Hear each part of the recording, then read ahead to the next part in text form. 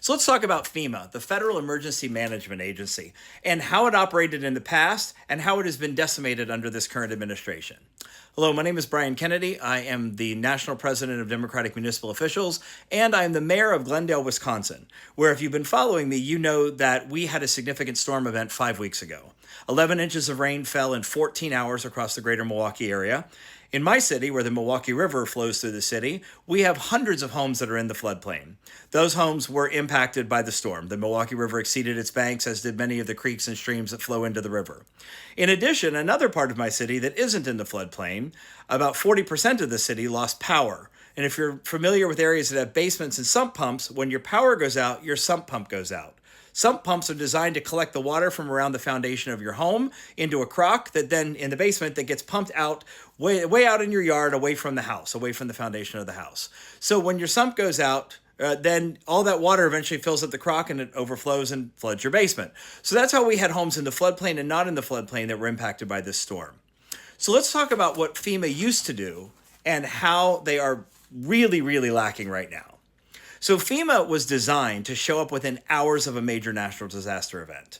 So that means that like the storm ended on Monday or Sunday. By Sunday night or Monday, they should have been here in town, finding out who's out of their homes, who needs assistance in getting into a hotel, who needs food vouchers, who needs help with their immediate needs.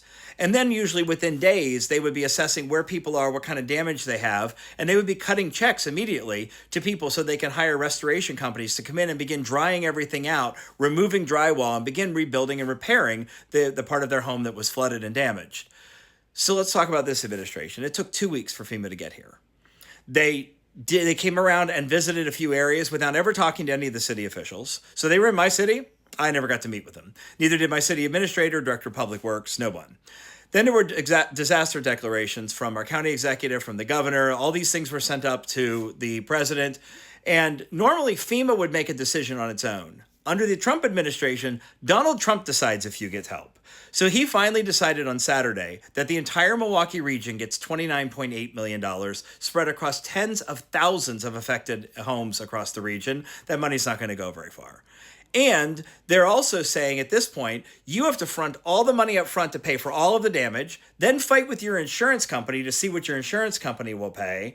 And then what the insurance company doesn't pay, then you submit all of your receipts and everything to the government, and they may reimburse you for some or part or maybe even all of the part that wasn't covered until the money's gone. And when the money's gone, the money's gone. That is not how FEMA used to work. But it is a clear example under this administration that they just don't give a damn about people. They don't care if you've been impacted by a flood.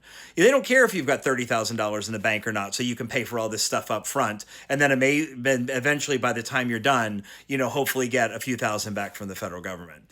They just don't care. And that is not why FEMA was founded. That is not what FEMA has historically done, but that is what Donald Trump wants FEMA to be like.